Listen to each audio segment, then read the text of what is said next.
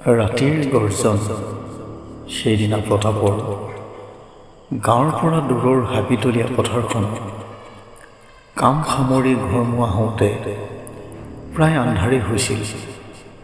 পথাৰৰ একা বেকা পথটোৱেদি প্ৰতাপে খৰকৈ ঘৰলৈ বুলি খোজ লৈছিল। চাৰিওফালৰ নিস্তব্ধতাই পৰিৱেশটো জয়াল কৰি তুলিছিল। ৰাস্তাৰ দুয়োকাষৰ ওখ ওখ গছবোৰৰ ভাকেৰে অহা জোনাকৰ ক্ষীণ পোহৰত প্ৰতাপ আগুৱাই গৈছিল। ইতিমধ্যে ৰাতিৰ কীট পতংগৰ শব্দ আৰু দূৰৰ পৰা মাজে মাজে ভাহি অহা অচিনাকি বনৰীয়া জন্তুৰ চিঞৰবোৰে প্ৰতাপক কিছু পৰিমাণে শংকিত কৰি তুলিছিল। আজিৰ নিচিনা তাৰ কেতিয়াও ইমান দেৰি হোৱা নাছিল।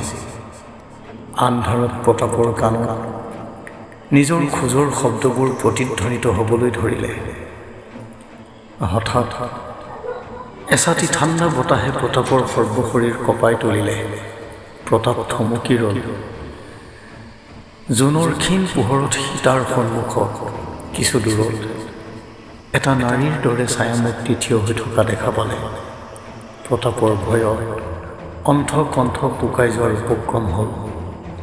এই ৰাতিখন এই জনশূন্য পথৰুৱা ৰাস্তাটোত কোননো আহিব? প্ৰতাপে ভয়ে ভয়ে ছায়ামূৰ্তিটোক সুধিলে, কোন তুমি? ইয়াত কি কৰি আছা? ইমান ৰাতি কলৈ যোৱা? কিন্তু ছায়ামূৰ্তিটোৱে একো উত্তৰ নিদিয়া দেখি প্ৰতাপ অলপ ছায়ামূৰ্তিটোৰ ওচৰলৈ আগুৱাই গ'ল।